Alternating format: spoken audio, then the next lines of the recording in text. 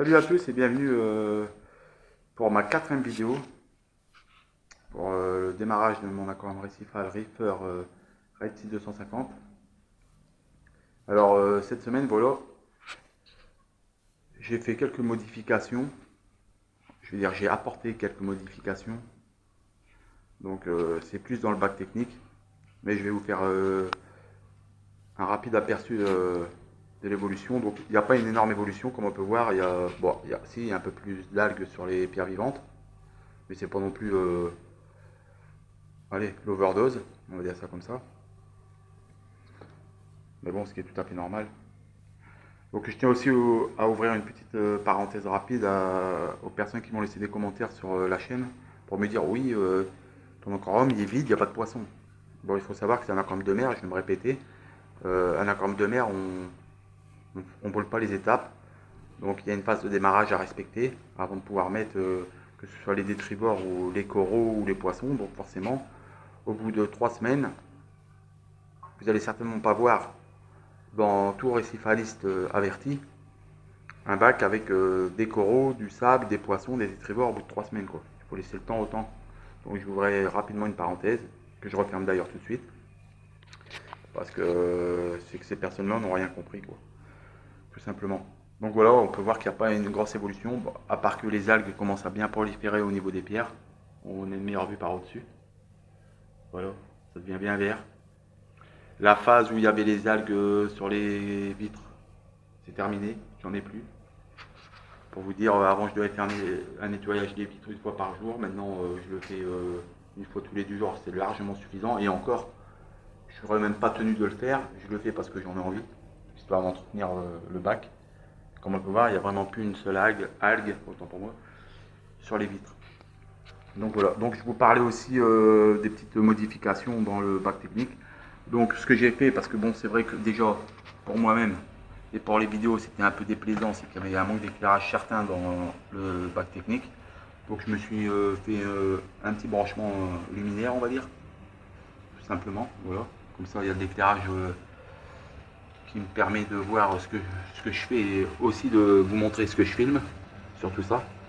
Donc voilà, toujours le perlon. Et là, la petite nouveauté de la semaine, c'est que j'ai mis du charbon dans une masse filtrante en supplément dans un bas. Donc je l'ai mis dans un bas que j'ai après mis dans la masse filtrante. Donc voilà, c'est ce charbon là. Charbon Marine Excel. C'est pour avoir de l'eau cristalline. Ah bon, après c'est en théorie, hein. Après on verra en pratique si ça a son effet. Donc là ça va pas être foudroyant parce que je viens de le faire. Mais bon, c'est un produit qu'on m'a conseillé, histoire de vraiment avoir une eau plus limpide. Et j'ai aussi équipé mon aquarium d'un T-contrôleur Twing, comme on peut voir sur la boîte.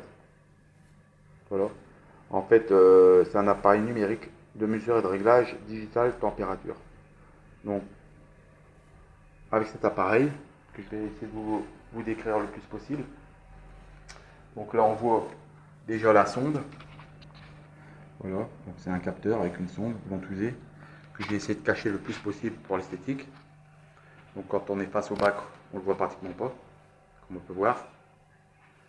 Et en fait, si on descend plus bas, on voit là, voilà le boîtier. Donc là, la température demandée est de entre 25 et 26. Là actuellement dans mon bac j'ai 25,5 en température. Et donc après, si par exemple mon bac descend en dessous des 25, il va déclencher automatiquement mon chauffage ici présent pour réajuster la température à 25,5 voire 26.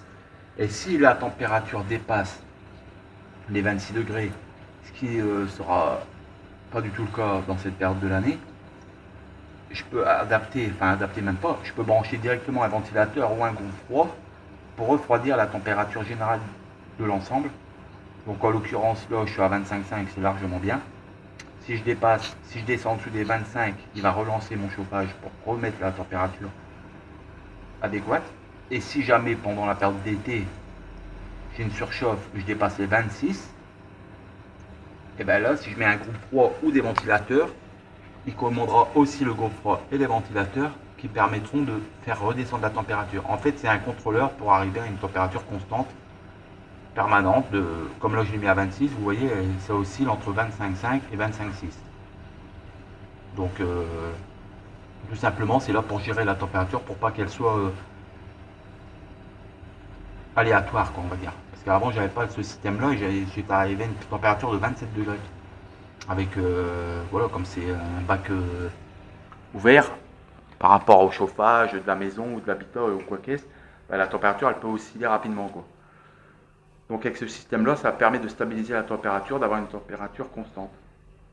Donc pour l'instant, j'ai pas investi dans des ventilateurs ou dans un groupe froid parce que vu la période de l'année, c'est pas la peine. Parce que vous voyez, là, je suis à 25,5, donc au pire des cas, ça va descendre à 25. Là, il va envoyer l'ordre au chauffage de remettre un peu de watts pour réchauffer l'eau légèrement.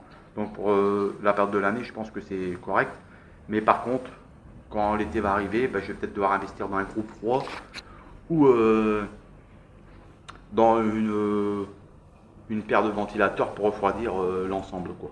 Mais ce boîtier permet de contrôler le chauffage plus le groupe froid ou les ventilateurs. J'ai trouvé ça bien pratique et bien utile. Donc voilà. À part ça, je vous dis, bon, il n'y a pas une grosse évolution. C'est pas l'anarchie dans l'aquarium, quoi. Mais je veux dire, on voit bien que la montée d'algues, elle se fait tout doucement, mais sûrement. Et donc voilà. Après, bon, voilà, j'ai des commentaires, bon, libre à chacun après de poster les commentaires qu'ils ont envie, hein. Mais on me dit par exemple, ton éclairage est trop bleu, donc je pense que c'est les personnes qui ont des petits problèmes de vue ou qui sont légèrement daltoniens parce que j'ai pas l'impression que mon éclairage actuel soit trop bleu. J'ai réglé, comme vous pouvez voir, enfin, en vidéo ça va être difficile, mais j'ai mis mes blancs à 80% et mes bleus à 20%. Ce qu'on voit d'ailleurs là, on voit bien que le blanc il surdomine largement le bleu. Et quand on voit peut-être un excédent de bleu, c'est certainement au niveau du coucher de soleil. Quand on met, comme ma rampe de LED, elle est réglée pour faire plusieurs phases, journée, coucher de soleil, nuit, aube, lever de soleil. Donc j'ai peut-être mis une vidéo qui était en période coucher de soleil, donc forcément le bleu est prédominant. Donc voilà. Et après, voilà, les gens qui connaissent pas le sujet, je préfère qu'ils évitent de mettre des commentaires. Par contre, si maintenant il y a des personnes qui connaissent très très bien le sujet, qui n'hésitent pas à me laisser des commentaires pour dire si je fonctionne bien ou si je fais des erreurs. Ça pourrait éventuellement me permettre de rectifier le tir si jamais je suis dans un mauvais chemin. On apprend à toute heure. Donc que ce soit quelqu'un qui ait une expérience plus une expérience, allez, on va dire, largement plus forte que la mienne, qui me donne des conseils, je suis preneur, parce que voilà, c'est normal, on ne peut pas être maître avant d'être apprenti, mais une personne qui est totalement novice en aquarium marin récifal, ça passe moins bien. Donc voilà, c'était une petite vidéo pour montrer l'évolution. Donc il faut bien que je vous rappelle, ça fait que 3 semaines qu'il est en eau, hein. Bien que c'est la 4e vidéo, mais j'avais fait une vidéo le jour même de la mise en eau. Donc ça fait exactement 3 semaines qu'il est en eau là.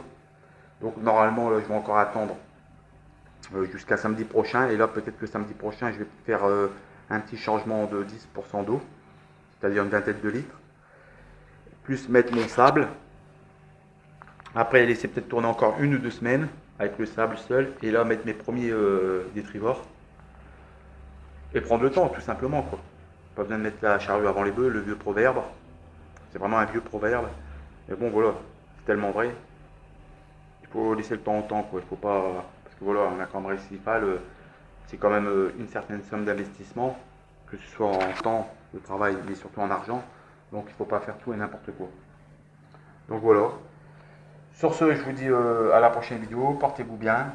Je sais bien que la vidéo là est pas tellement importante parce qu'elle n'apporte pas beaucoup d'évolution, mais bon, comme je l'ai dit, je vais faire une vidéo tous les semaines pour vous montrer l'évolution en temps réel. Donc forcément, là, il n'y a pas une grosse évolution à part les algues sur les pierres.